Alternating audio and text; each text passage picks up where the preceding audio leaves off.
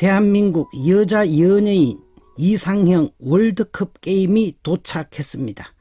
32명의 아름다운 미녀 선수들이 출전했습니다.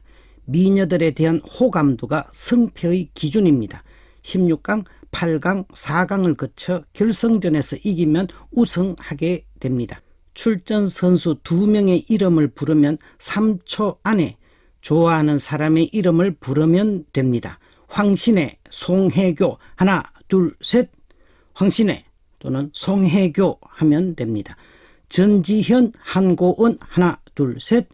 김혜수, 한가인, 하나, 둘, 셋. 아이유, 김태희, 하나, 둘, 셋. 자, 누가 우승했을까요? 그때그때 달라요. 사람마다 달라요. 이번에는 남자 연예인 게임입니다. 소지섭, 조인성, 하나, 둘, 셋. 정우성, 송승헌, 하나, 둘, 셋. 현빈, 배용준, 하나, 둘, 셋. 공유, 박보검, 하나, 둘, 셋. 송중기, 장동건, 하나, 둘, 셋. 누가 우승했을까요? 그때그때 달라요. 사람마다 달라요. 게임의 공통점은요, 둘 다 좋아도 하나만 골라야 합니다. 둘 다 싫어도 하나는 골라야 합니다. 라면 이상형 월드컵도 있습니다. 라면 둘 중 하나는 골라야 합니다. 이렇게 둘 중 하나를 싫어도 골라야 하는 것이 우리 시대의 자화상일 수 있습니다.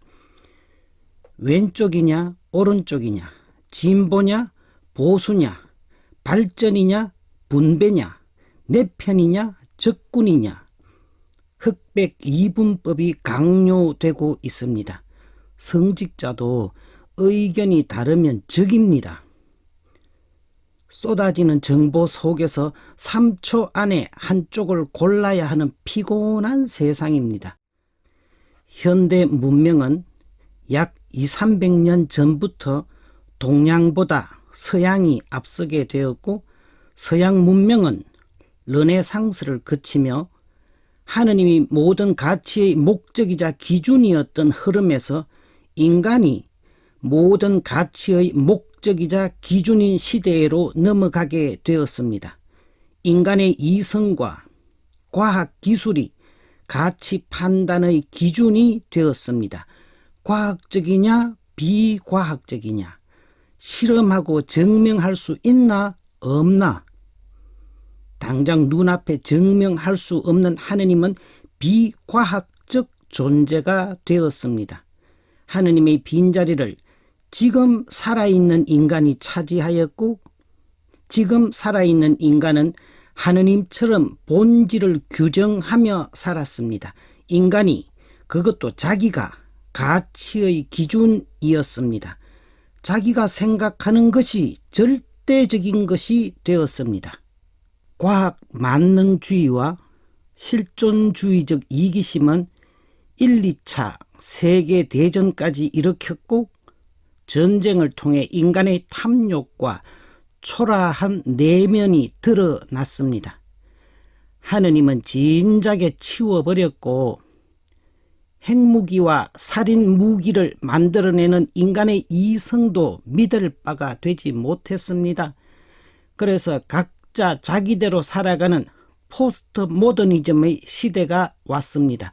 모든 권위가 거부되는 자기만의 가치 추구 세상이 되었습니다.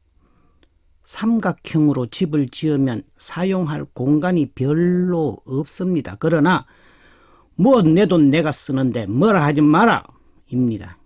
다양한 가치일 수 있지만 가치의 혼란, 가치의 부재일 수도 있습니다.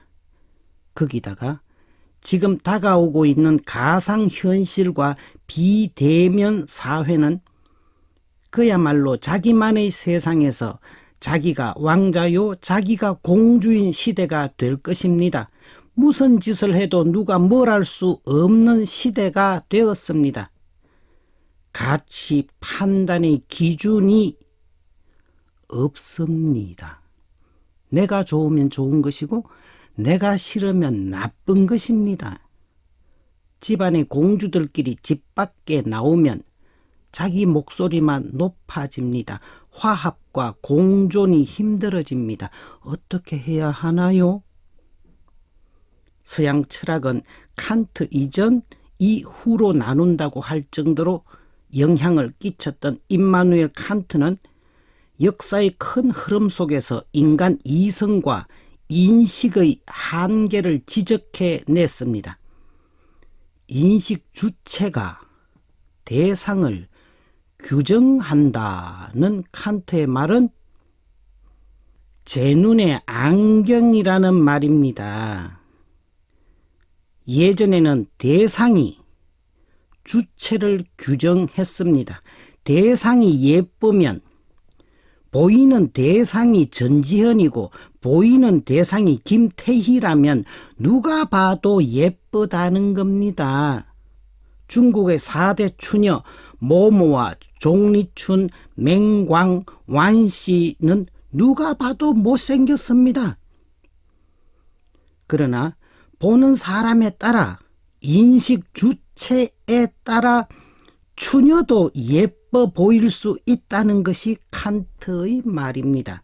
추녀 모모는 헌원 황제의 눈에 그렇게도 예쁘게 보였습니다. 갓 제대한 군인에게 물었습니다. 김태희가 예쁜가요? 전지현이 예쁜가요? 둘 다 예쁩니다. 또다시 물었습니다. 배용준이 멋있나요? 장동건이 멋있나요? 둘 다 별로입니다. 왜요? 둘 다 남자잖아요. 다 좋을 수도 다 별로일 수도 있는 겁니다. 결론은 어느 여자가 예쁜지는 사람 따라 다르다는 겁니다. 인간의 인식은 한계가 있다는 것입니다. 자기가 보는 것이 전부가 아니라는 것을 알아라는 말입니다. 한 걸음 더 눈에 보이는 여자도 누가 예쁜지 말을 하지 못한다면 눈에 보이지 않는 하느님에 대해서는 더 이상 함부로 말하지 말라는 이야기입니다. 그렇게 칸트는 합리론과 경험론을 종합해내고 철학과 과학과 신학에 자기 자리를 배정해 주었습니다.